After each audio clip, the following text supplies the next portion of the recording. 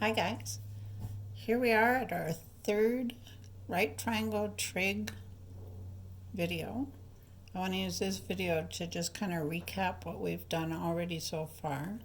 In the first video we kind of learned how to identify the opposite, the adjacent, and the hypotenuse, and we're solving for an angle in a right triangle.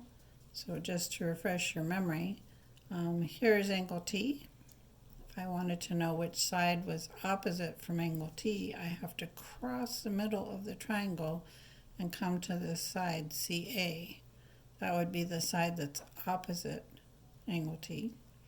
If I wanted to know the hypotenuse, I have to start out at the right angle, go across the middle of the triangle, come to this side CT is a hypotenuse, which means that for angle T, the adjacent side is right here, side AT. Now I can switch which angle I'm talking about. So if I'm talking about angle C, I would go across the middle of the triangle. So opposite is always across the middle of the triangle to side C24 here, AT. If I wanted to find the hypotenuse, it's not going to change. I didn't switch where the right angle is, so it is still right here. CT across the middle of the triangle from the right angle. But adjacent for angle C is right here. Adjacent means next to, and you can see this side CA is right next to that angle. Okay, we found out that that's important because it tells us how to write our trig ratios. So right here, I'm going to use my mnemonic today instead of my handy-dandy triangle.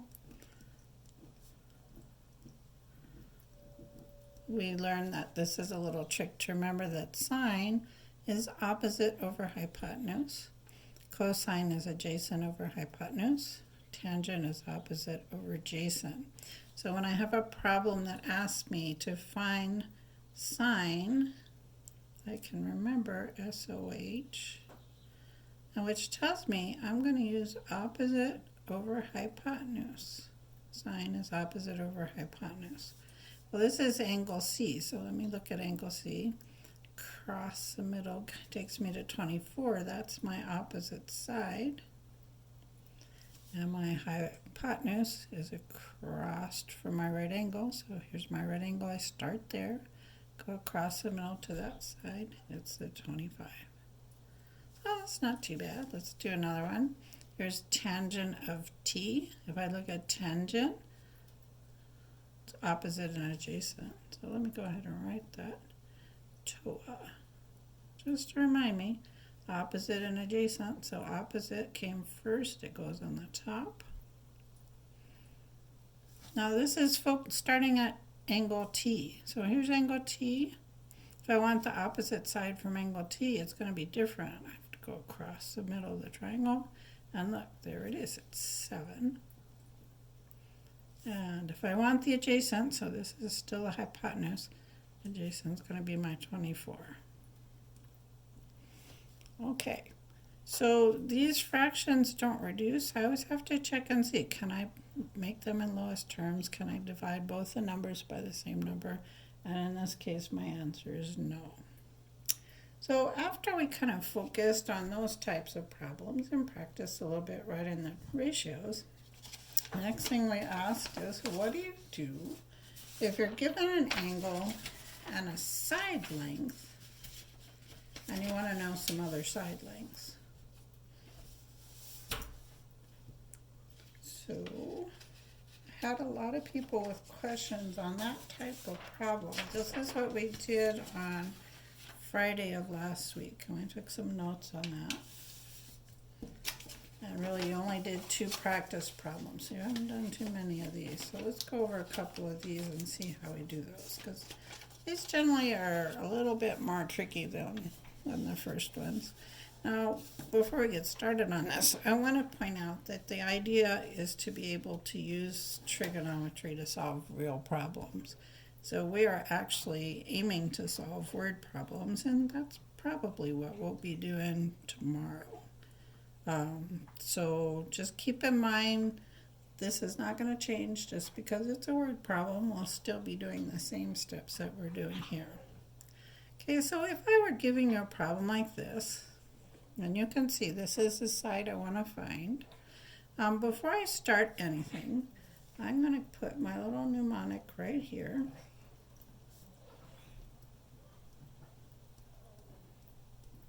I'm never going to start without this because this is going to help me solve all my problems, every single one.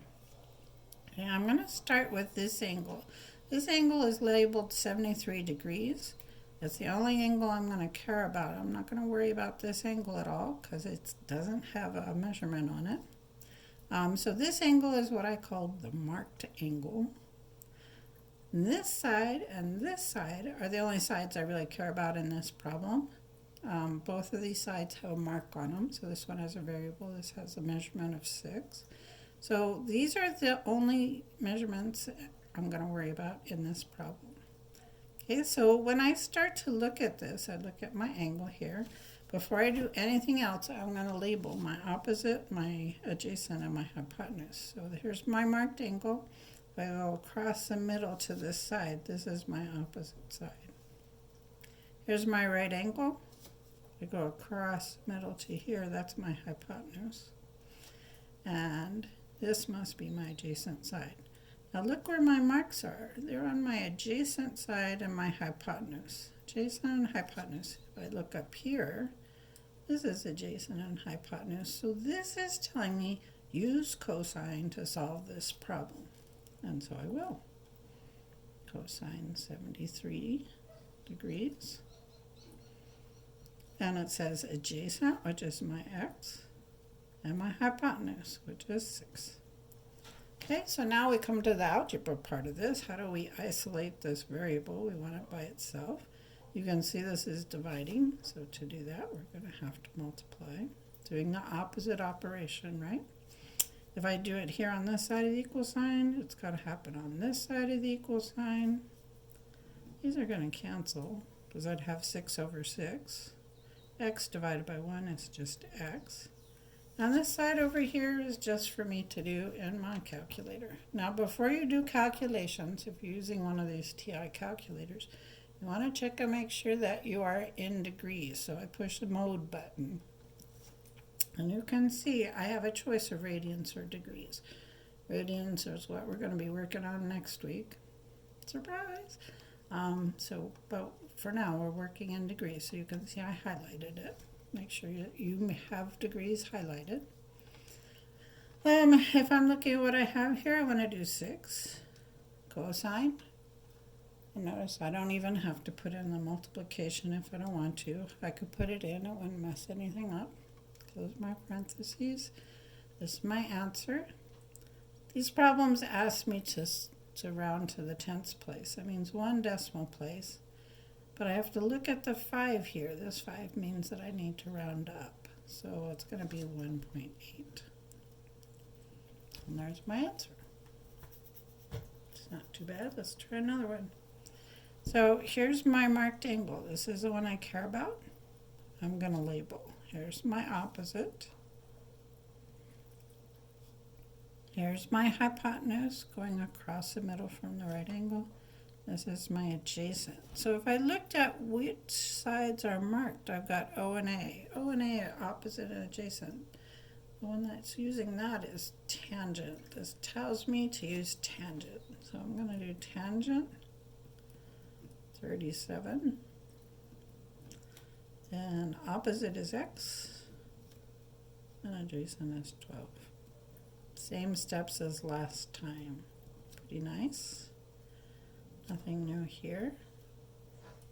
Canceling that. Take my calculator.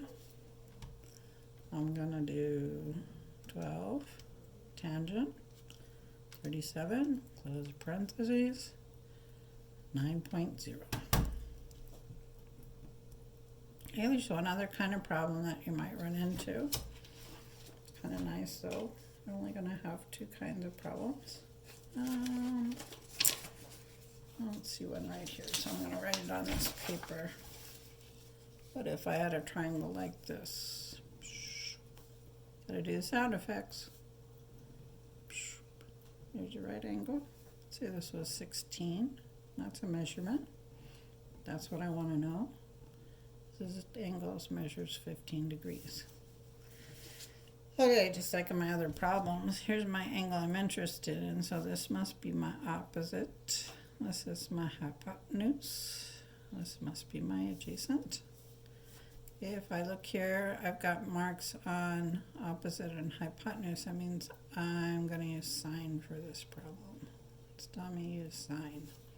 Sine of 15 equals 16 over x. Now sometimes people get all freaked out because they got an x in the denominator. These problems do have an extra step.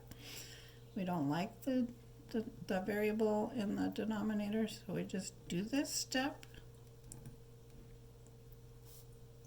And look at that. Same as the first step in the other problem, but look. Oops, I forgot my measurement right there. Put it in there. Sine of 15. My x is not isolated, so I do have an extra step. If I have an x in the denominator, I got an extra step. This is a multiplication, so now I'm going to have to divide. And I got to do it on both sides, the equal sign. Those are going to equal 1. I'm just going to do 16 divided by sine 16. It's important to remember that sine of 16 degrees is just a number. That'll be 58.0. Okay. For those who are feeling adventuresome, let me show you a very lovely trick. Now you don't have to do it this way. You like the other way, it's fine. But we're always saying, hey, you can do what you want on one side of the equal sign as long as you do it on both sides. So what I might want to do, just to save myself a little bit of work, is I want to take the reciprocal of the side. That means I'm going to flip it over. I'm allowed to do that if I flip this side also.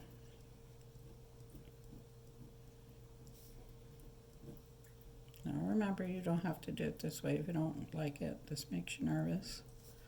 Okay, now you can see this is like the other two problems that we did. I have just a 16 on the denominator. So I'm going to multiply both sides times 16. Now remember, when you multiply fractions, you just go straight across. And you can see I have 16 divided by a sine. Oops, I don't know why I wrote 15 up here. Let's fix this. I'm not sure which number I put in now. We'll check this when we do this one. Cancel that. X. Oh yeah, I put in the wrong number. There it is. Let's put it in the right number. 16 divided by sine of 15. Shame on me. Okay, add up here. 61.8. 61.8. Okay, there you go, guys. Now do your worksheet.